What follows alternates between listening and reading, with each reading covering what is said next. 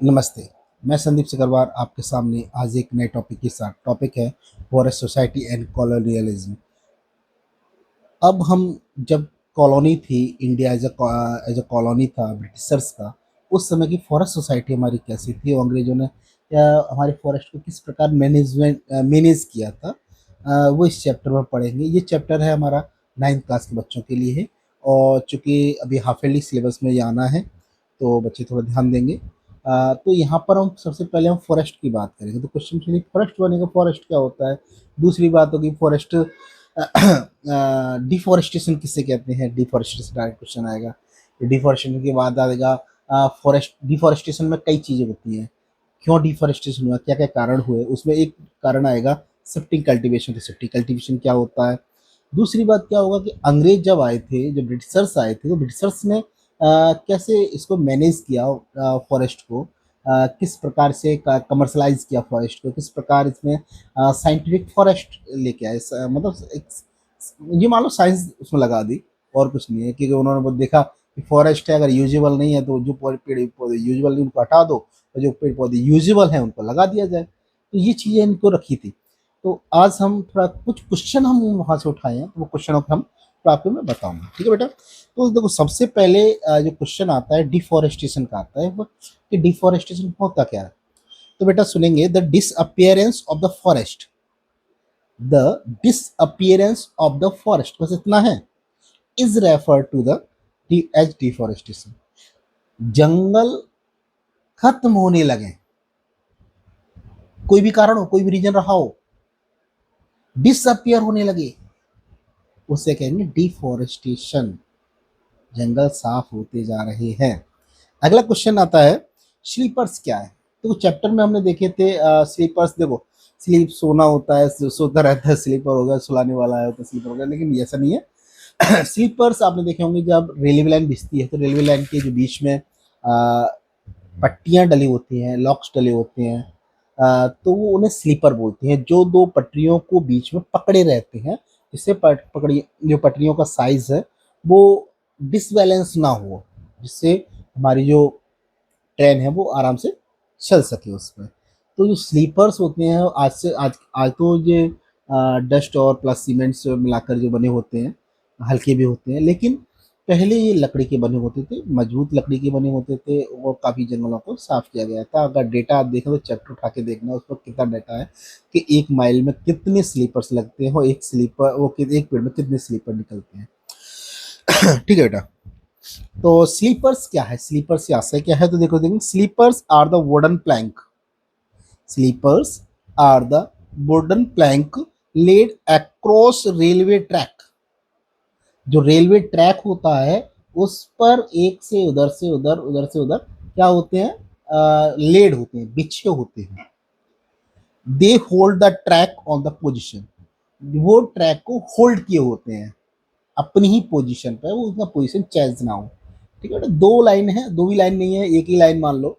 Slippers are wooden plank laid across railway track, they hold the track in a position. Clear. आप push कर सकते हो answer लिखने के लिए। तो अगला देखें बेटा, गुंडा गुरु कौन थे, कौन था गुंडा गुरु। देखो बेटा, जो गुंडा गुरु क्या था कि उस समय रिवेलियंस थे, जिस समय आपने देखा होगा जंगलों में जो ट्राइबल्स रहते थे उन्होंने विद्रोह किया था ब्रिटिशर्स से। तो उनमें कोई नेता वगैरह नहीं था उस समय। तो उस समय जो एक मैन फिगर जो सामने निकल के आया था वो गुंडा गुरु का था। तो वहां पर एक वर्ड आया था, गुंडा गुरु कौन था। तो यहाँ पर देखेंगे क्वेश्चन आंसर। देखो, ज़्यादा डिटेल से चैप्टर पढ़ेंगे, अभी मैं आंसर पा रहा हूँ।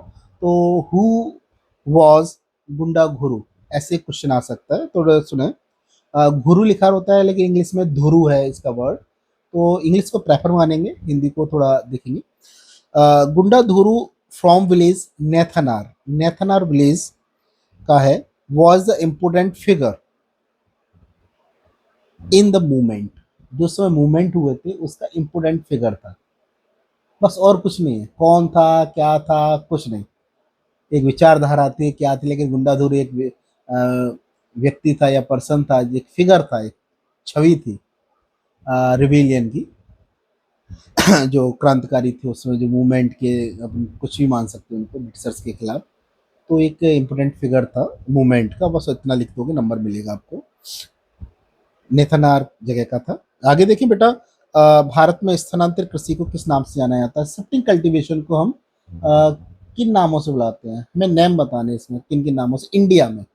चैप्टर में देखेंगे तो आपको श्रीलंका में शायद चैना है, कई वर्ड्स हैं वो देखेंगे। इधर हम देखते हैं, अभी माइंड में नहीं आ रहा। देखो, इन इंडिया धैया, पैंडा, व्यवहार, नेवाड़, झूम, जिसे झूमिंग खेती भी कहते हैं, पोदू, खन्नद, खंदन बोल दे, खंदद, और कुमरी। देखो बेटा, दहिया, दहिया DHY बोल दे, कर देना।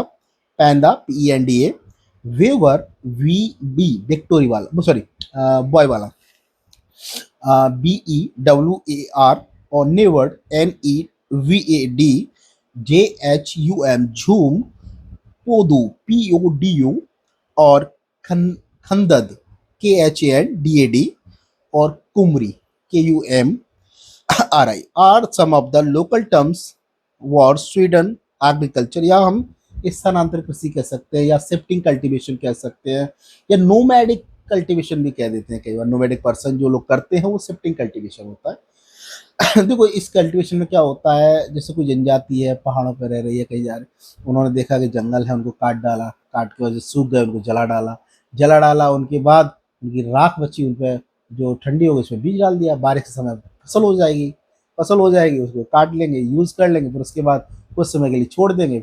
अगर उपजाऊ हो रहा है तो ठीक है, नहीं तो आगे समय का फिर दूसरे जंगल को साफ करेंगे। जैसे स्लैश एंड बर्न भी एग्रीकल्चर भी बोलते हैं। हाँ? आगे देखिए, वन ग्राम किसे कहते हैं? फॉरेस्ट सोसाइटी कहते हैं इसे, या फॉरेस्ट विलेजेस बोलते हैं। देखो, थोड़ा मैं आपको बता दूं, जो जंगलों में रहते हैं, गांव, जंगलों में जो गांव है वो फॉरेस्ट ग्राम होते हैं।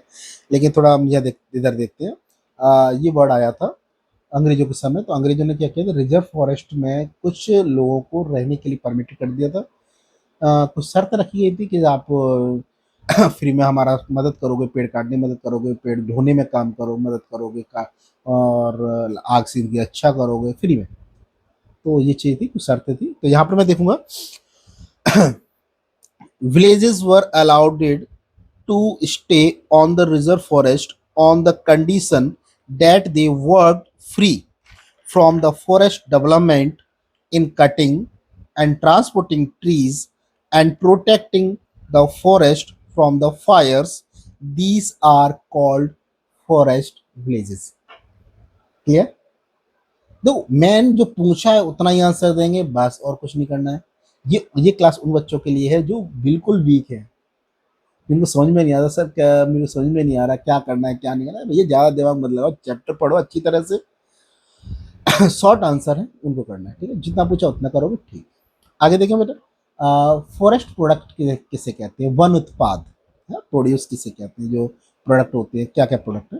तो forest produce is a broad form for all natural resources harvested from forest.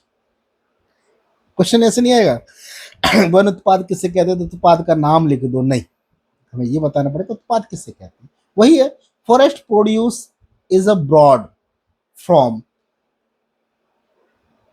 For the all natural resources. जंगल उन सभी जो कुछ भी उत्पादन कर रहा है, नेचुरल, जिसका हम जो नेचुरल रिसोर्स यूज कर रहे हैं उसका हार्वेस्ट करना जंगल से, उसे कहते हैं फॉरेस्ट प्रोड्यूस। मतलब जंगलों से जो कुछ भी हमें मिलता है, जो कुछ भी हम हार्वेस्ट करते हैं, वो सब कहलाता है वन उत्पाद।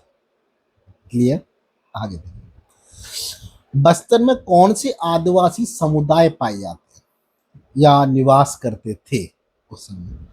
अ number of different communities live in a Bastar such as Maria and Muria, Gondas, Dhurwas, Bhatras and Halwas.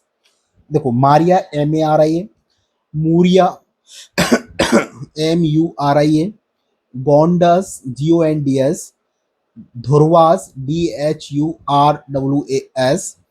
भत्रास, BHATRAS, and Halbas, HALBAS, Bombay वाला भी। तो ये हमारी कम्युनिटी है जो live in Bastar in Chhattisgarh.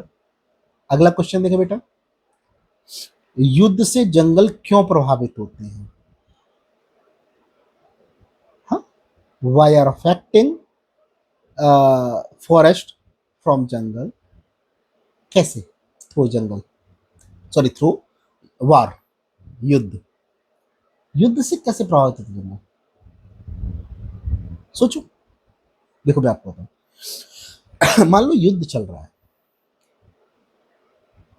मांग बढ़ेगी, सैनिकों के लिए रेलवे लाइनें बिछाई जाएंगी, ट्रांसपोर्टेशन बिछाया जाएगा, फ्यूल उसमें ज़्यादा लगेगा तो जो लकड़ी भी यूज़ की जाएगी, और मटेरियल भी पहुंचाया जाएगा एज ए फ्यूल, वन उत्पाद भी पहुंचाए जाएंगे उसके लिए। हाँ, युद्ध में आपने देखा होगा जंगलों में आग भी लग जाती है। एक और चीज़ है,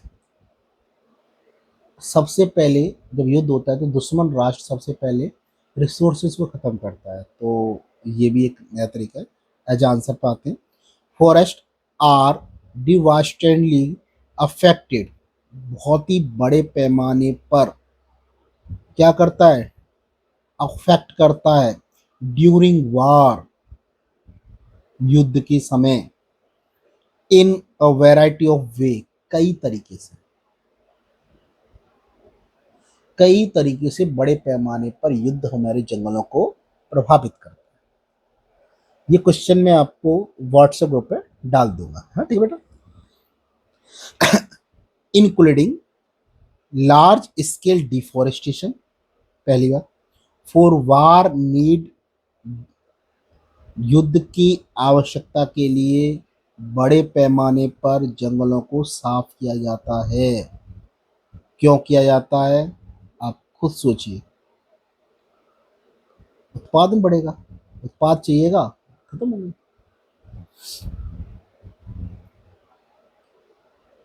direct damage from fire and bombing, clear. अरे अगर आपको इंग्लिश पढ़ना भी नहीं आता है, आप बाई चांस इंग्लिश ले लिया है, इंग्लिश मीडियम में आप लिख दो, केवल कुछ नहीं करना है, for needed of the soldiers, forest cut many times, direct damage from bombing, firing during the war, ऐसे भी कुछ कर दो, एक दो नंबर मिलेगा बेटा। हाँ, क्योंकि एसएसटी है, लैंग्वेज नहीं है कि मैं आपकी लैंग्वेज के नंबर काटूंगा। मैंने जो पूछा है, जो क्वेश्चन आया है पेपर में, उसका जवाब आपने दे दिया है, देने की कोशिश, उसका नंबर मिलेगा। ठीक है बेटा, हताश नहीं होना है। आगे देखें, वैज्ञानिक वानिकी किसे कहते हैं, साइंटिफिक फॉरेस्ट्री किसे कहते हैं? देखो बेटा, a system of cutting trees controlled by the forest department, जंगलों से जो पेड़ कट रहे हैं, एक ऐसा सिस्टम जिसमें पेड़ काटे जाते हैं, कंट्रोल्ड, नियंत्रण रूप से, किसके द्वारा, फॉरेस्ट डिपार्टमेंट के द्वारा, in which old trees are cut and new trees are planted. एक ऐसा सिस्टम जो फॉरेस्ट डिपार्टमेंट के द्वारा पेड़ों को नियंत्रित ढंग से काटा जाता है, जिसमें पुराने पेड़ों को काटा जाता है, नए पेड़ों को लगाया जाता है। Called are called, sorry, is called scientific forestry. Clear. आपको बता दूं, पुराने पेड़ों को काटना, नए पेड़ों को लगाना, जी तो साइंटिफिक फॉरेस्ट्री है। लेकिन विशाल फॉरेस्ट को, जिसमें जो लोगों की धारणा, चैप्टर पढ़ना, तो जनजातियों की धारणा क्या आती है कि फॉरेस्ट किसे कहते हैं? फॉरेस्ट कहते हैं उस जंगल को जहाँ पर एक पारिस्थितिकी हो, जो विभिन्न प्रकार के पेड़ पौधे हों, फूल फ्लावर वाले पौधे हों, झाड़ियाँ हों, जीव जंतु हों। आप सोचिए, मैंने एक प्रकार के पेड़ लगा दिए, वो बागान कहलाएंगे एक तरह से। रबड़ का जंगल है, रबड़ के पेड़ों का एक ही विशेष प्रकार के पेड़ लाइन से लगे हुए हैं। हाँ? आगे देखिए, घुमंतू खेती पर रोक लगाने का फैसला सरकार ने किया। सरकार ने इसलिए किया भैया, इम्पोर्टेड जंगल को जला दे रहे हैं, वो हंटिंग कर रहे हैं, सारी चीजें कर रहे हैं, तो वो तो सरकार का सीधा नुकसान है, रेवेन्यू पर नुकसान है सीधा। हाँ? तो shifting cultivation also made it harder for the government to calculating taxes. Taxing, जो टैक्सेस है उसके कैलकुलेट करने में बहुत बड़ी समस्या आती थी। देयरफॉर इस कारण government decided to ban shifting cultivation. ठीक है, इतना बस, और कुछ नहीं है। जैसे आपने ज्यादा भी नहीं देखना है तो इतना कर दो ना। Shifting cultivation also made it harder for the government of calculated tax. बस इतना कर दोगे तो 2 नंबर मिल जाएगा। इसके बाद इस कारण सरकार ने, फिर आप क्वेश्चन में से ही है, therefore the government decide to ban shifting cultivation. Taungya agriculture क्या है, कल्टीवेशन क्या है? देखो, taungya cultivation was a system in which local farmers were allowed to cultivate temporarily within a plantation. Plantation के साथ टेम्परेरी रूप से वो खेती भी कर सकते हैं, इसीलिए उसको टांगिया खेती कहते हैं। देखो, इंग्लिश में टोंगिया बोलते हैं, लेकिन TAUNGY ये कल्टीवेशन होता है। ठीक है, टोंगिया कल्टीवेशन होता है। इसमें क्या होता है, जो प्लांटेशन वर्कर होते हैं साथ में खेती भी करते हैं। चाय के बागान में वो प्लांटेशन वर्कर हैं, रबड़ के बागान में खेती, अब खाएंगे क्या क्या, वो कुछ खेती करना चाहते हैं तो उनको थोड़ा जमीन दे दी जाती है। तो वो खेती कर लेते हैं साथ साथ में, तो वो टोंगिया खेती कहते हैं। ठीक है बेटा, आगे देखिए, वनों से प्रत्यक्ष लाभ। प्रत्यक्ष लाभ वही है जो बेनिफिट्स है, प्रोडक्ट सच एज टिम्बर है, फ्यूल है, पेपर है, एंड नेचुरल प्रोडक्ट्स भी हो सकते हैं, फ्रूट है, फ्लेवर है, मेडिसिन, सॉरी फ्लावर है, मेडिसिन और हनी है, ये और भी कई सारे प्रोडक्ट है, ऐसी बात नहीं है। जंगल से जो भी उत्पाद मिलता है यहाँ पर उत्पादन का नाम लिख देना। ठीक है। महुआ के पेड़ से गिरने वाले फूल और फल के उपयोग क्या है, व्हाट इज और यूटिलाइज या uses of fruits and flower, जो महुआ के पेड़ से जो गिरते हैं तो उनका यूजेस बताना है। तो mahua flowers can be eaten और used in to make alcohol. जो महुआ का जो फूल है वो ईट खाने के लिए इस्तेमाल लेते हैं और उसका अल्कोहल बनाने के लिए इस्तेमाल किया जाता है। The seeds can be use to make oil, और जिसका सीड्स है, जो इसका बीज है, उसको ऑयल बनाने के लिए इस्तेमाल करते हैं। तो बट आगे देखें, औपनिवेशिक काल में वन प्रबंधन के आए 2 परिवर्तनों के लिखनी है।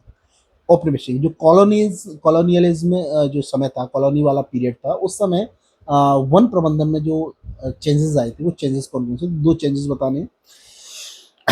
टू की changes in a forest management during the colonial period. Question में है, टू की changes in forest management during the colonial period were the imposition of the stricter forest law। कड़े कानून प्रबंध आए, पहली बात थोपा गया, इम्पोज किया गया। इजी नहीं थे, इम्पोज थे। जो ट्राइबल्स रहे उनको बाहर निकाल दिया। अनमा लगे इसमें एक आएगा क्रिमिनल, क्रिमिनल ट्राइब्स आएगा इसमें। क्रिमिनल ट्राइब्स वो क्रिमिनल नहीं थे, वो उनको बनाया गया था क्रिमिनल, उनको जंगलों से बेदखल कर दिया गया। अब जंगलों से बेदखल कर दिया आप, या जंगलों में उन्होंने बैन कर दिया, हंटिंग नहीं कर सकते आप। जैसे एक अभी यूट्यूब आपने देखा होगा, हजाबी जनजाति अफ्रीका की, इथोपिया, शायद से इथोपिया की है, और उसमें जंगलों में हंटिंग कर रहे हैं क्योंकि सरकार ने परमिट किया है। हाँ, डिमेरिट्स भी हों उसके। जो जानवर हैं, जो उनके खाने के लिए जो जानवर हैं वो कम होते जा रहे हैं, दूर हंटिंग कर रहे हैं। लेकिन अब मान लो मैं तत्काल उनसे कह दूं कि नहीं, आपको ये काम करना आपका बैन है, तो फिर अगली बार वो तो काम रुकने से वो तो करेगा, तो वो क्रिमिनल हो जाएगा, क्रिमिनल हो जाएगा, पनिश किया जाएगा। तो यहीं पर वो था, क्रिमिनल जो ट्राइब्स थी क्रिमिनल नहीं थी, जो उनका डेली रूटीन का काम था वो। तो क्वेश्चन पे आऊंगा, आगे देखें। तो imposing of the stricter forest law and commercial and industrial use for forest. Commercial और इंडस्ट्रियल के लिए यूज किया गया फॉरेस्ट को। पहले तो कानून थोपे गए और जंगलों को फिर खुद ने अपने हिसाब से इस्तेमाल किया, जंगल उद्योगों के लिए और व्यापार के लिए, बड़ी चीज़। ठीक है, एक टॉक, एक था, पेड़ था जो रॉयल नेवी के लिए, ओक का पेड़ था जो रॉयल नेवी के लिए नावों का काम करता था, नाव बनाने का काम करता था। वो लकड़ी काम में आती थी। जंगल खत्म हो गए, भारत भेजे गए सर्च के लिए। भारत में देखा, भारत से भी जो नाव बनाने के लिए लकड़ी आती है वो जंगल साफ किए गए। तो ये चीज़ थी, पहले तो इम्पोज कर दिया लॉ को, फिर उन्होंने अपने हिसाब से जंगलों को, जंगलों का तो विनाश तो हुआ था। आगे देखें, झूमिंग खेती किसे कहते हैं? In shifting cultivation clearing is a made in a forest, जंगलों को साफ किया जाता है, usually on a slope on a hills, अधिकतर जो स्लोप वाले एरिया हैं, जो पहाड़ी वाले एरिया हैं वहाँ पर, after the trees have been cut, उसके बाद पेड़ों को काट दिया जाता है, they are burn to provide ashes, जलाया जाता है और राख प्राप्त की जाती है, the seeds are then scattered, उनको बिखेर दिया जाता है, बीजों को बिखेर दिया जाता है राख पर, uh, फिर उसके बाद किया जाता है to provide the acids, the seeds are then scattered in areas and left to be irrigated by rain, और जो बारिश होगी तब वो इरिगेटेड हो जाएगा, उसके लिए वो फेंक देते हैं बीजों को। यह शिफ्टिंग कल्टीवेशन उस करके आप देख लेना, दोबारा लिख लेना, नहीं तो मैं आपको व्हाट्सअप खरीदूंगा, लेकिन आप थोड़ा सुनना समझना। अगला आता है, एक वर्ड है ब्लैंगडोंग डियंस्टन। ब्लैंगडोंग डियस्टन क्या वर्ड है? देखो बेटा, देखो, the Dutch first imposed rent on the land being cultivated in the forest, and then exempted some villages from these rent if they worked collectively to provide free labor and buffaloes for cutting trees and transporting timber. Duchess के समय था word use किया है, जावा के something. यहाँ पर क्या किया, पहले डचेस ने उनकी कल्टीवेबल लैंड पर या जमीन पर, जो जंगल में रहने वाले आदिवासी जो भी लोग थे, उन पर पहले टैक्स इम्पोज किया। टैक्स इम्पोज करने के बाद कुछ उन लोगों से कहा गया कि अगर आप हमारे साथ काम करते हो, जैसे एज अ लेबर, ट्रांसपोर्टेशन का काम करोगे, अपनी भैंसें हमें दो जिससे ट्रांसपोर्ट का किया जा सके, साथ में काम करोगे पेड़ों को काटने के लिए और ट्रांसपोर्टेशन के लिए, तो हम आपको जो टैक्सेस लगाया है, रेंट लगाया है, उस रेंट को हम ख़त्म कर देंगे। इसी को कहा गया था ब्लैंडोंग डियस्टन, एक वर्ड है, इसकी स्पेलिंग मैं आपको बता देता हूँ, BLAN ब्लैन, DONG डोंग, DIEDN DEIEN DN स्टन STEN, ये वर्ड है। ये डच वर्ड है, तो जरूरी नहीं इंग्लिश की हर चीज़ हो, कई लैंग्वेजेस आती, तो ये वर्ड वहाँ पर ये सिस्टम वही था कि रेंट लगाया गया, रेंट को माफ़ किया गया, हमारे साथ काम आप, ये नहीं जरूर आगे चल के ये इम्पोज फिर कर दिया गया था, फ्री नहीं किया गया था। बस्तर में औपनिवेशिक वन प्रबंधन क्या है? बस्तर में क्या था? बस्तर छत्तीसगढ़, कॉलोनियल मैनेजमेंट क्या था?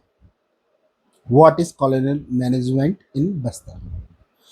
कॉलोनियल मैनेजमेंट इन बस्तर मीन, मतलब ये था, strict control and exploitation of the forest by the Britishers.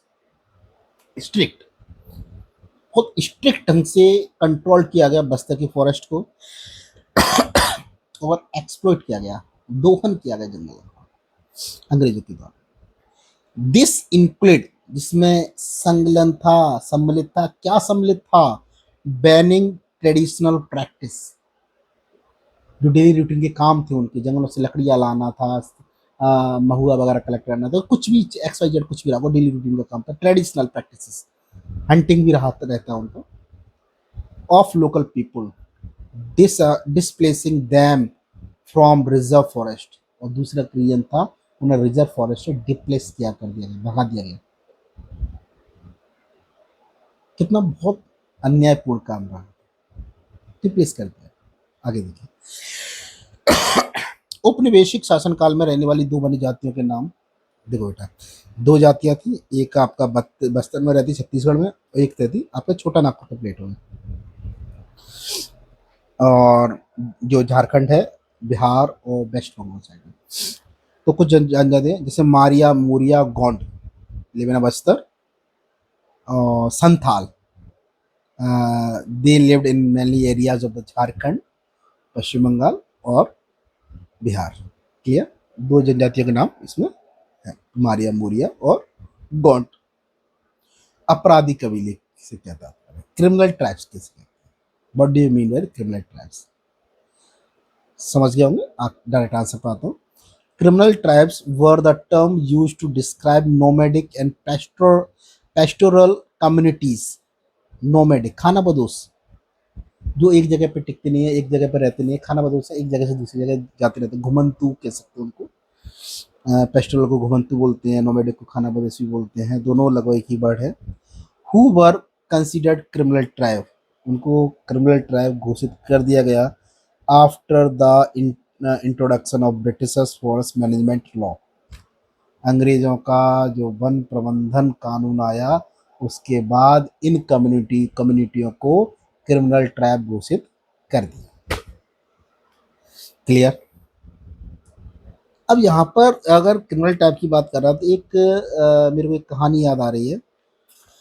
वो कहानी है मालवा साइड की। यहाँ पर भील साइड एक जाति है जो क्रिमिनल का काम करती है, जैसे लूट का काम करती है, लूट डकैती वगैरह जो कहते हैं। ज़्यादा खतरनाक नहीं है, जैसे रास्ते में कोई जा रहा है उसको लूट पाट कर लिया। शायद ये ब्रिटिशर्स के समय से तो नहीं हो रहा का एक्टिविटी, क्योंकि जंगलों में अगर इनके हस्तक्षेप बंद कर दिए जाएंगे तो वो, मेरे को नहीं पता रीजन क्या है, लेकिन क्या हो सकता है। अगर आपकी एक्टिविटी, जैसे मान लो मैंने बाज मार्केट है, मार्केट को बंद कर दूँ, नहीं मार्केट आज से नहीं बंद, आज से चालू नहीं होगा, बंद होगा, तो वो खाने के लिए कुछ तो करेंगे। हाँ? तो ये चीज़ है। तो ये सब क्वेश्चन थे हमारे forest society and colonialism chapter से। बहुत इंपॉर्टेंट क्वेश्चन है। गवर्नमेंट का जो मॉड्यूल है जो 2025-26 है वो जारी हुआ है, उसके तहत है। आशा है कि ऐसे क्वेश्चन आएंगे हाफ ईयरली में, एनुअल में भी। इससे रिलेटेड कोई और भी क्वेश्चन हो तो आप मुझसे पूछ सकते हो। ठीक है, धन्यवाद।